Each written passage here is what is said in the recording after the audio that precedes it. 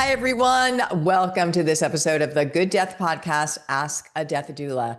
So if you have not heard the level 1 end of life doula training, the family caregiver training that we do for free every month, what we're doing now is giving 10 meals for everyone who shows up live.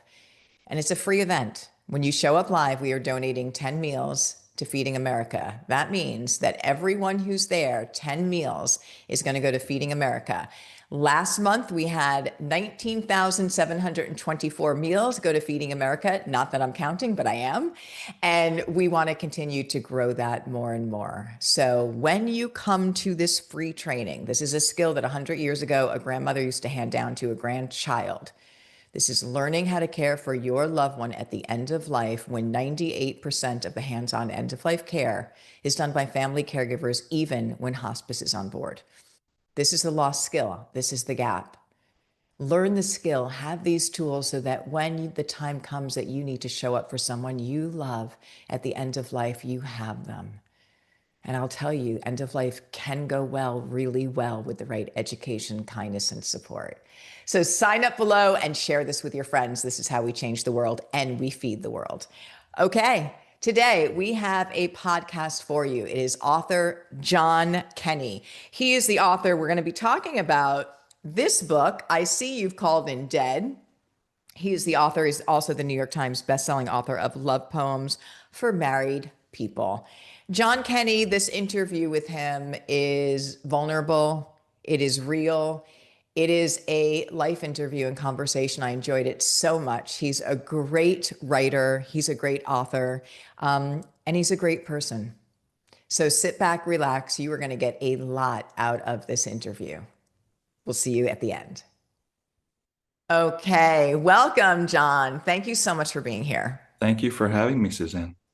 So the first thing I think that we want to know, how did you become a writer? Could you just tell Sure. the backstory of that? Yeah. I was always interested in it, but never thought I could be one. I studied journalism and English literature in college and thought I wanted to be a journalist. I ended up working as a copywriter at an ad agency, which was fun for a while, but I was always writing on the side and submitting just terrible pieces to magazines and newspapers and being rejected widely. And I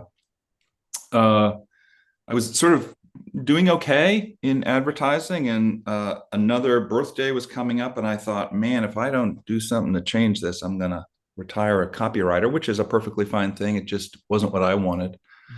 So I quit, and I moved to France, and I wrote a spectacularly bad novel that was fortunately not published, but it was sort of the beginning for me where I thought, don't put one foot in, just if you're going to do it, do this thing. And so that's really been the last 20 years of my life. I love that.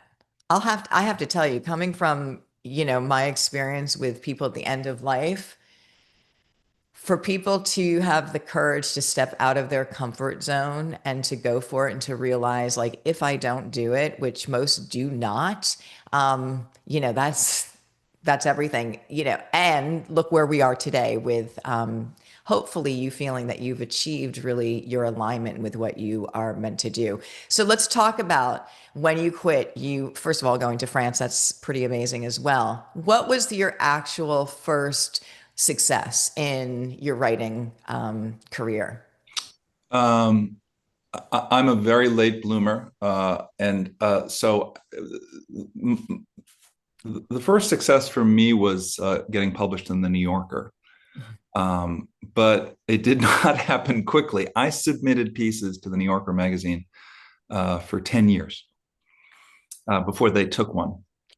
And it was, it was a pretty big deal for me. I was working at an ad agency, and I'd written I was submitting to Shouts and Murmurs, the humor column. And I normally mailed the pieces in, but that day I walked it over to their offices, which were at the time in Midtown on 43rd Street near the Harvard Club. And it was a Thursday. They tend to close the magazine on Tuesday or Wednesday. And I thought, oh, what the heck? I'll submit it.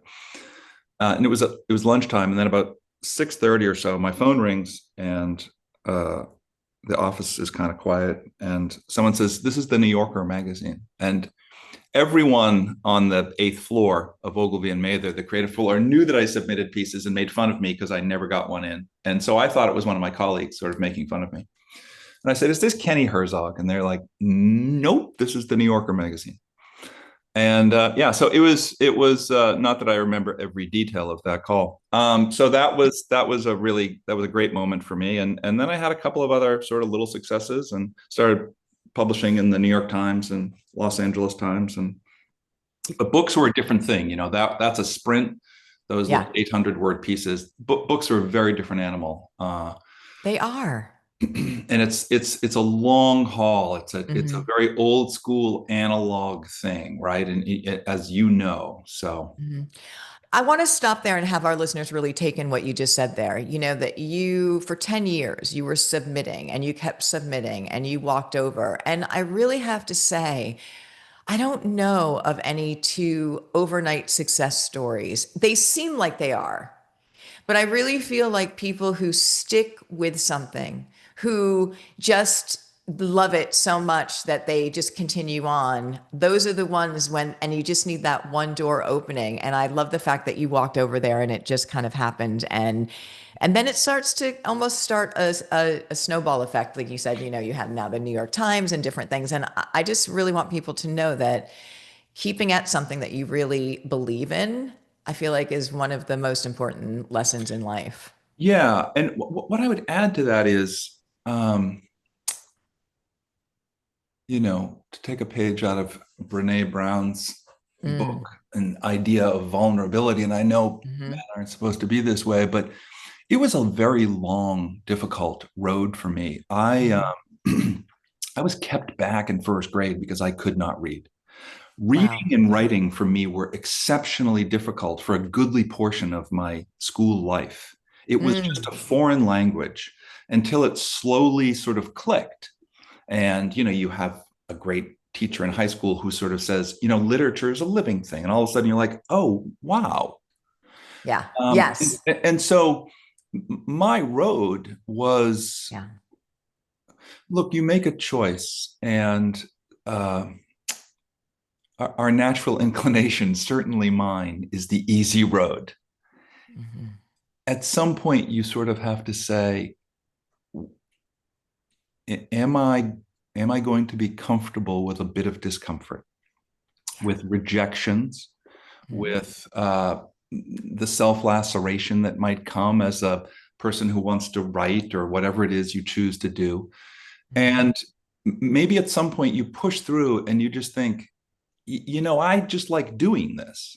Hmm. If it gets published, that would be amazing, but I just like doing this. And Hmm. that's the joy has to come from the doing of the thing, Yeah. and not the. I remember when the first, all I wanted was a novel. I just wanted to write a novel and have it be published, and then I'd be famous and rich, and I'd be dating Cher. No, that's not true. Um, uh, and the novel came out, and it was really exciting for about 2 weeks, and then it's like, oh, I'm the same guy, and now it's time to write another book. So Okay, so let's talk about a couple things you just said there. The win, and this is really important because these are the life lessons. I really have learned everything about how to live for my from my end of life patients. The win is loving what you do, yes, not the outcome, not the response, not the number of sales. And I know that might sound hard to people. And yes, you know, in a certain say those are good, okay, they're fine. The win has to come from you feeling that you won because you created something that you're really proud of that was meant to come yeah, into the world, right? And that's really yeah, what you just said. yeah. I mean, a couple of things. One is, I know you've been in many, many, many death rooms. Hmm. I was in my first one. Well, I was with my father. I missed his actual passing by 10 hours, Hmm. but I'm one of six boys, and one of my brothers passed away in February. Mm. And it was I want to be very careful how I say this, but I think you and perhaps your listeners will understand it was a Hmm. very beautiful death. because he had lived the life he wanted. And he was surrounded by his two grown daughters, both of whom are nurses Mhm. and are amazing young women, and Mhm. his wife and his surviving brothers and his two best friends. And we sat in that room for about 5 hours on a Mhm. cold Boston winter day as the sun was sort of setting. And around sunset, he slipped away. And Mm. you felt the energy leave the Mhm. room. I grew up Irish Catholic. I'm no longer a practicing Catholic. I Mhm. I don't know what's out there, but I believe in the first law of thermodynamics that energy can neither be created nor destroyed. It simply is transformed. So where does that energy from a living person go? Not to get too hippy dippy here, but it goes somewhere, I Mhm. believe. And to Mhm. watch my brother go like that. The other story I would share, not to be too maudlin, is that in May of 2019, my brother Tom died. He was Mhm. a firefighter like my dad and both grandfathers, and had been at 9/11 as a rescue worker. And we think he contracted, or rather, breathing in those toxic fumes for 7, 8 days was a contributor to the pancreatic cancer he eventually developed. Do we know for certain? We don't, but there have been hundreds of rescue workers who have died from cancers. Anyway, Mhm. Tom was just this big, handsome Irish guy and darkly funny. And my brothers and I would visit him. They would come down from Boston. I'd drive up from New York. And um, we have sarcasm and anger as the two emotions in my family. So we've covered both emotions. And we would go and we would make fun of him. And on the last time we saw him, it would be 2 weeks until he died, but he was at home and cared for by his wife, who is a hospice care nurse and a Mhm. saint. I arrived first, and Tom was in a lounge chair with a blanket over him, very thin, but still in there somewhere, still himself. And uh, we chatted for a bit, and I heard a car pull in. It was my other four brothers who had pulled into the driveway. And I said to Tom, "The others are here." This is the last time I saw him. And he, quick as a cat, dropped an arm off the chair. His head fell to one side, and trying to suppress a grin, said, "Tell them they're too late." And I just thought, how can you find humor and grace and courage in this moment? Mhm. And it's because I really do believe, Suzanne, Mhm. it's because he lived the life he wanted. All Mhm. he ever wanted to be was a firefighter. He was a Mm. firefighter and a husband and a dad to those his two grown daughters, and he was a happy person. Yeah. How many people can say that? Yeah, I mean, Fortunately. it's you and I were talking before we started recording, and I feel like I'm talking too much, but we were talking about there's that 2,000-year old, I think it's 2,000-year old Mhm. epic Indian poem, the Bhagavad Gita. And in it, a wise person is asked, "What is the greatest wonder in the world?" And his answer is, "The greatest wonder in the world is that every day people die, but that the living think they have nothing but time." And, Mhm. in your work and in my uh, novel, I think what we're talking about is the idea that, and it's very counterintuitive, I think, to sort of how we think about death in the US, is that death is the greatest teacher there is. Mm.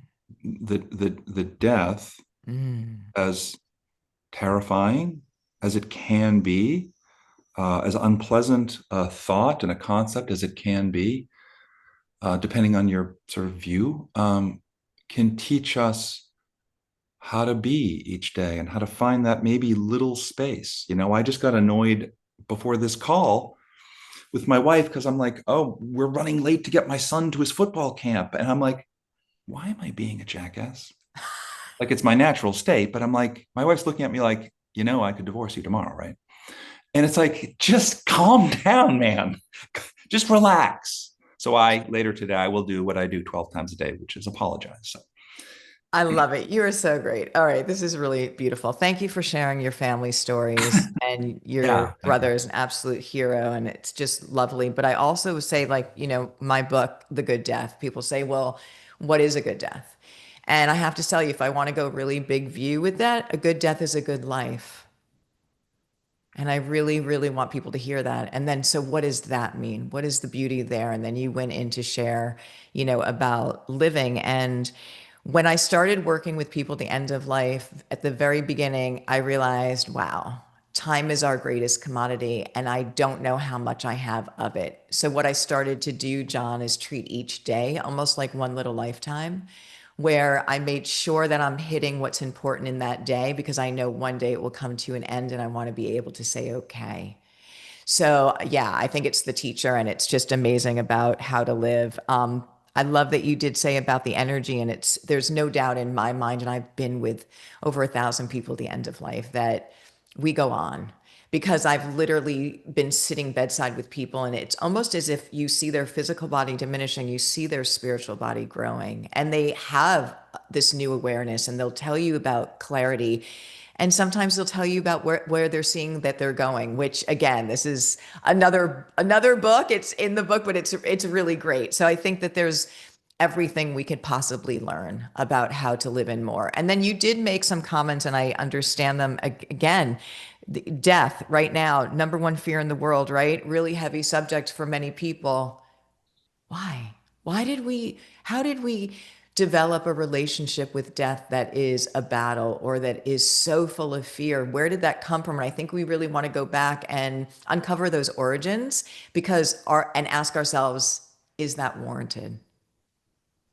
Yeah, it's a good question where it came from. And I do think, I wonder if the second part of the 20th century, um, consumerism and the notion of happiness, Mm-hmm. be happy, have to be Mm-hmm. happy all the time, just, buy stuff or eat stuff or travel or new car and new, like, there is this, the pursuit of happiness, the life, liberty, and the pursuit of happiness. We borrowed that from the French, but the French say it's life, liberty, and brotherhood, which is Mm-hmm. community. We say Mm-hmm. happiness, which is such a, Mm-hmm. a tricky word, and it puts a huge burden on us, because what I find is it's really hard to be a human. It's really hard because um, the great question is, how do we live? And Mm. a lot of times I think we don't think of it as a choice. I think Mm-hmm. it's like, I got to get up, I got to go to work, I got to pick up the kids, I got to do this thing, I got to get the car fixed, I got to go to the dentist, I got to check the bank account. It can be a long day. And at the end of the day, maybe we don't want to think about death. Maybe we want to binge watch Breaking Bad. But I Yeah. do think if we can find some space to sort of think Check in. through this thing Yeah. that is real, and to your point in your work, initially, yeah, sure, of course it's scary. But that's the starting point, not the end point. Where can we go from there to think about it? How can, to your point, how can it inform our life and our day? Absolutely. It's really interesting because we're human beings, right? And you just said, gosh, it's hard being a human, and yeah, it is. But what I learned, and again, from people at the end of life, that there's really like two main parts to us, human and being. And if we're just identifying with the human, the ego, the everything, that almost that subconscious robotic way that we're living, then you talk about happiness, and yeah, people are like, you do this to be happy and do this to be happy. It's almost like it's a dopamine hit. Like, yeah, you get a new car, you do something, and for a minute, like, or a little time, you feel something, but that's not sustainable. So, what is true happiness? And I really feel like it's the fulfillment, it's the connection to the being part, to the part that we're all connected to. The thing called humanity, the thing called, nature and animals, and the awe of this journey. And if you said, and you've said it, if you could step in to just connect with that every day, even for a short period of time, Yeah. what a difference that would make. And I think we're sold a little bit of a bill of goods. Mm-hmm. It's, even Mm-hmm. Buddhist monks aren't Buddhist monks. They get in bad moods. The Yeah. job isn't to sit on a mountaintop and meditate. The job, I think, is to find that little space Yeah. between the Yeah. emotion that overtakes you, the person who cuts you off and on the highway or in line at Dunkin' Donuts, that little space where we take a little beat, a little breath, and just sort of, Connect. it's almost like we're the director behind the camera of our Hmm. own life. And if we can find that little space and see it instead of be in it. And I do find we were talking about sort of where I live and where you live before we started recording. Man, do I find nature and quiet and a walk with the dog just the best part of my day. It's just the best Absolutely. part of my day. Yeah. Absolutely. And that's available to all of us, right? To step outside and just be present Yeah. with it. It's really beautiful. I think you're right. I think we've been selling the wrong things. And it's extremely important. And will it be ironic or so that the end of life, this conversation can really help to teach people and the perspective. I don't think there's any greater truth. Well, the mouth of babes, right? But also the mouth of people that are leaving this world, what they want you to Yes. know. They're not trying to sell you anything. They don't care at that point. They just have a clarity and they impart wisdom, which, by the way, many of them from all different cultures and religions were saying the same things. And if we're not listening to that, but for most of us, we don't have the opportunity to be with people at the end of life because we've pushed it away.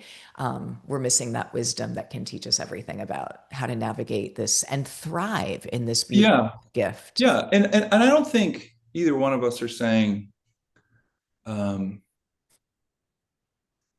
there's a duality. Of course, it's scary. Of course, it's scary. Yeah. But like all scary things in life, it's essential to face it and to understand it and to make your own path with it. I mean, Yeah. I think Yeah. it's a Buddhist saying that says, and it's so counterintuitive to the way I think, is that if you think upon death 5 times a day, you'll live a happy life. Yeah. It simply reminds me that I'm on a this is a limited time offer. This Yeah. life of ours, it's a limited time offer, and uh, what's tricky about how our minds work is it does not seem so. It seems that there will be tomorrow and tomorrow and tomorrow. And I desperately want to be ready. Um, if I'm lucky enough to lie in a bed peacefully, I really don't want to just. There's a wonderful Irish writer and poet, John O'Donoghue. He died quite young at 52. At least 52 is quite young to me now. But he wrote a wonderful book called Anam Cara, which is Irish for soul friend. And he was a Catholic priest for 19 years before he left the priesthood. And Mm. he said one of the great blessings, as you know, as a doula, was to be in the room with someone at Mhm. death and in the hours before. And he said the greatest privilege was being with someone who had lived a life. And he said the most profoundly sad was people who said, that was it. That was it. I thought I'd have more time, as you said. And that is, if that doesn't inform our daily life, then I don't know what does. Yeah, beautiful. And before we jump into your book, because I can't wait to talk about it, I do have to say for most of my clients at the end of life, my patients, it has been the latter. And it wasn't the fear of death, it was that they had now a time limit left on their life and they didn't live and they knew it. Yeah. They knew they had wasted that Oh, and that it was over. And so, again, if we can share with people the wisdom and go for it, just go for whatever your heart is screaming for you to do, because you will then get to the end and not have those regrets and some yeah. And incredible benefit. mostly what I think the go for it is not move to France and learn you know Japanese. It's to be vulnerable. Yeah. It's to mend the relationship with your brother that you haven't talked to in 5 years. It's Yeah. tell your spouse you can't believe they Yeah. married you and stayed with. It's I think it's those small slash huge things that define a life, our friendships and That's right. the people who love us and that we love. And yeah, I think it's those little things that make a day pretty great, right? Yeah, it's not the grand things. There's nothing wrong No. with those, but it's the Right. small thing. And it's really living from your heart guidance, not your ego guidance, right? Not the human part, but the Yeah, heart. I'm still learning that part. We're all. So I'm still learning that part. welcome to the school of life, but it sounds like you're doing a pretty great job and you're really sharing some amazing wisdom with people. Let's talk about this book. So I see you've called in dead. I really love the cover, by the way. But Thank you. tell me about the backstory of this. When did you decide, oh, I think I'm going to write a book about this gentleman and what his experiences are, going to wakes and funerals? So I can read the inside cover so people have a little bit of an understanding. Okay. Obituary writer Bud Stanley isn't really living his best life. He's fallen into a funk after a divorce. She left him for another man who, in fairness, was far more interesting. So funny. He's not doing his job well. He's given up on dating, and he's about to be fired for accidentally publishing his own obituary one mildly drunken night. Though technically, the company can't legally fire a dead person. As Bud awaits his fate at work, he does the only logical thing. He goes to the wakes of funerals of total strangers to learn how to live again. All right, tell me the concept. Sure. It really did come from that moment with my brother Mm, Tom in mhm, May of 2019, where he said, "Tell them they're too late," because the two emotions that have guided my life are sort of laughing and weeping. And mhm, I love the combination of those. I love awkward moments. mhm, And I'm very much drawn. This is my third novel, but I'm very much drawn to wounded, lost people. mhm, Perhaps it's because they say write what you know. But I'm not interested in the big winners and billionaires and superheroes. I like people who are really trying to find their way, mhm, and who are having a hard time doing it, because I find a real beauty in that. Um, so I knew I wanted to write about an obituary writer. I've always been fascinated by obituaries. My parents called it reading the Boston Globe in the morning. It was the first thing they turned to. They called it the Irish sports pages. And I actually have a thing in the book about this. My mother died when I was 12, and mm, uh, her obituary was only 73 words long. mm, And I still have the clipping from the Boston Globe. And mm, I remember reading it and thinking, oh, that's not her. Like, that doesn't capture her at all. You told me her name and where she was born and her parents' names and her son's names and where the wake was going to be, but where's the ineffable? mm, And I think the best obituaries, the best eulogies, are the mhm, stories that people capture about the essence of someone. And so the main character Bud did this well for a while, and then he didn't, because he wasn't writing his own life, and he was he's lost, and he has to find his way back. And the way he finds his way back is through learning about life from death. And you go back to the Buddhist monks saying, if you think about death 5 times a day, you're going to live a great life. Yeah. And just the awareness that one day the journey will not be as we know it today kicks you into a whole level, to me, of gratitude and perspective and Yes. how I live. And that shifted my life immediately. Yes, it takes but a few pages for that to happen. I should add, there are also funny-ish parts. Yeah. I find wakes uh, wonderfully awkward places. I've been to many, many wakes in my life, and I never know what to say. Yeah. Um, there's that, you're in line and you get up to the person, and it's so difficult Yeah. because we're taught lots of useful-ish things in life, but the really important stuff, what to say at a wake. It's not that Yeah. the person hears you, because we've all been on that side too, where um, but when there was a gorgeous moment when my brother Tom, there was a huge line, firefighters show up for other firefighters, and his daughter was telling me that at one point, the line was quite 45 minutes, an hour long, and at one point someone said to his daughter when she finally got to the front of the line, gee, the parking here was brutal. And my niece just started, she said it was a gorgeous moment for her because it was just perfectly inappropriate. It was just like, oh, I'm so sorry. My dad's dead behind me, but let me see if I can valet your parking, which I love moments like that. Yeah.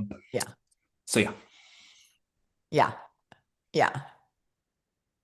Amazing. And in the book, Bud has a kind of mentor. It's an older gentleman who is in a wheelchair because of an accident he was in. And the two of them, he's everyone in the book is wounded either physically or emotionally. Mm. And but Tim, his mentor, is a person who gets it. He gets it because Sam Harris has a thing. He says if you were in a life-threatening accident and you survived, your next day would be really different because you would think, well, I could have died. And Mm-hmm. as you opened with, that every day is a new day and a new chance. I know things cognitively. The trick is putting them into action emotionally. Yeah. It's easy for me to talk about this stuff. And to your listeners, it's not like I employ this stuff every day. I try like hell, but it's hard work, this human stuff. It's real hard. Emotions get in the way, and your There's lots that gets in the way. trauma and family Yeah. history and annoying brothers-in-law and like stuff gets in the way. But back to your about the Buddhist monks, Yes. even being human as well, is that, and it's really important to understand that I don't expect us to be in the what I call the flow of being or in that alignment all day, 24 hours a day. It's virtually impossible, even for Buddhist monks. But if you, first of all, just have the awareness that it's available, and then have the intention to take time to try and check in and gratitude is one of the fastest ways to do that. Be grateful for the day that you have. Go out in nature and just look at the awe. I mean, if you just really settle into the pocket of what is going on in this incredible world, it just connects you into that state of being. And even just for that short period of time will do you such justice. And hopefully, I feel like it's like a muscle that we want to exercise and just strengthen. But it changes everything because you had also said if you could be the observer, you're the director of your life. If you can be that observer to the human experience, you're not emotionally charged or being reactive within the situation, which again is a choice that we have to make as we're having this beautiful journey. Yeah, I love what you said there, that it's always there. That's a new concept for me in the past few years of my life, that because when I'm in a sort of runaway state of anxiety or late for something or annoyed or replaying a conversation or just not being there, Mm-hmm. it doesn't seem in the moment like there's an option. Mm-hmm. And there is Mm-hmm. that other state, that other place is waiting. Yeah. It's always waiting for you. And in fact, there's a quite beautiful poem by the English poet. He was born Irish in Ireland, but he lives in England, named David Whyte, Whyte, and it's called "Everything is Waiting for You." And it is an Mm. absolutely beautiful poem. And it has to do with the smallness of things and that it's always there. And I love that concept. It's saved me on more than a few occasions. Yeah, I think that's beautiful. It's you can react to things in the human ego part of it, or you can respond to things. And I'll tell you, responding is so much more joyful because you're looking at, and you also are extracting. And I learned this from my end of life patients. What is here to learn? What is the gift here? And at the end of life, everything tends to bubble to the top, things that we've stored away that we haven't, made sense of. And they get a clarity a lot of the time where they go, "Oh, I understand now why that happened, what Wow. it was trying to provide me." And I'll tell you, you just get chills when you hear the different in perspective, and they're looking from that director seat at the experience from what the gift, and they don't look like gifts at the time, but what it was providing them to evolve and to become more in an evolution state of the human experience, which I believe is why we're here, is to learn Yeah. and to leave the world a better place because we're in it. So, There's a line towards the end of the book where the mentor says to Bud, we're all obituary writers, whether mm, we like it or not. We're writing yep, our life story every day. What will you write? because it's your choice of what you want to write. Yeah. Otherwise, someone's going to write it for you. And I don't think I like what's being written for us. So let's take charge of what we're doing. What do you hope people take away from this book? What is the main thing that you want people to? Oh, that's a tough one. I hope they laugh a bit. I hope they uh, perhaps see themselves a bit in Bud, the main character. Mm, And I hope this notion of being our own obituary writer, because an obituary has nothing to do with death. It has everything to do with life. It's a poorly named thing. It's our life story. And we write it every day, and you can start today. I don't care how old you are. that's right. I think that was just brilliant. I see you've called in Dead, an amazing, amazing novel. Thank you so much. What a great conversation. John, thank you for being here. It was Thank you for wonderful. having me, Suzanne. I really appreciate it. All right, everyone. Well, there you go. Amazing wisdom. And we will see you in the next episode. Thank you, everybody. Didn't you just love that? I did. I loved my conversation with John Kenney. He is funny. He's just really real. And I hope that you walked away with a lot of the wisdom that he shared, that we both talked about how the win has to be in what you're doing, not the results. You have to love what you do so much that you're not attached to the outcome, that you're just the win is in the actual doing of it. Isn't that the secret of life? So thank you, John. Thank you for all of your beautiful conversation. And thank you for this great book. We will have the link that you can get his book below. You can follow him on social as well. And I want to thank you for being part of the Good Death podcast, Ask a Death Doula. Again, we have the level 1 end of life doula training coming up very soon. It is live training. And when you show up live, we're going to donate 10 meals in your name to Feeding America. There is no reason not to be doing this, and there's so many reasons to be doing it. I love you guys so much. Thank you for being here. This was the Good Death Podcast, Ask a Death Doula, and we'll see you in the next episode.